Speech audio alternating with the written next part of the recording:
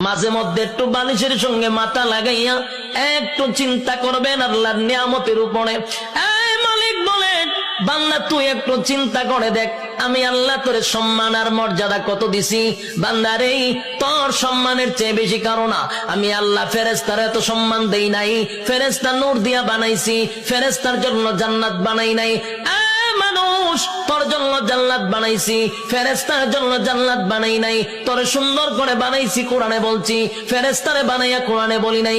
এত সম্মান, এত মর্যাদা আর এত নিয়ামত আমি আল্লাহ তোরে দিলাম। দুইটা চক্ষু দিলাম, এত পাওয়ারফুল চক্ষু যে তাকানোর সাথে সাথে সাত আসমান, একেবারে 500 বছরের রাস্তা আমরা দেখতে পারি।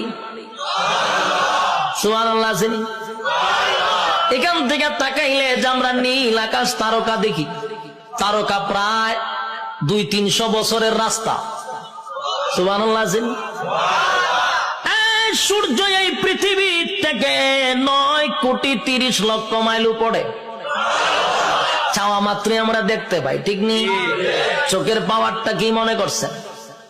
চোখের পাওয়ার এত বেশি, বিদ্যুতের চেয়েও মানুষের চোখের গতি বেশি। বিদ্যুতের গতি হলো প্রতি সেকেন্ডে 1,86,000 মাইল বেগে যায়, আর আমাদের চক্ষু এর থেকে হাজার হাজার কোটি গুণ মাইল উপরে যায়। আল্লাহ এত পাওয়ারফুল দুইটা চক্ষু আমাদেরকে দান করছে।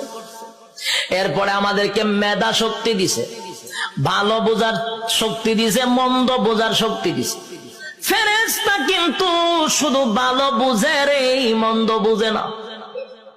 শয়তানরে আল্লাহ শুধু মন্দ বুঝার তৌফিক দিছে, খারাপটা খালি খারাপ বুঝে, ভালো বুঝে না। আর মানুষ ভালো মন্দ বুঝার তৌফিক দিছে, কথা হয় না? এতগুলো নিয়ামত আল্লাহ দিলেন, হাঁটার জন্য পা দিলেন, হাত দিলেন, চক্ষু দিলেন, মাথা দিলেন, এত সুন্দর করে কাঠামো দিয়া মানুষ বানাইলো। বান্দা কেন বানাইছি? গোলামি করবি আমি আল্লাহ। আর আল্লাহ বলেন, তুই আমার গোলামি করবি। সূর্য তোর গোলামি করবে, চন্দ্র বান্দা তোর গোলামি করবে, জমিন বান্দা তোর গোলামি করবে, যা কিছু দেখস বান্দা তোর জন্য বানাইছি সব তোর গোলামি করবে। তুই শুধু আমি আল্লাহর গোলামি করবি। কিন্তু মানুষ এত বড় পোল্ট্রি বাজ, মানুষের যে পোল্ট্রি বাজ কেউ নাই, মানুষের থেকে অকৃতজ্ঞ আর কেউ নাই। মানুষ এত কৃতজ্ঞ, একটা প্রাণীর মধ্যে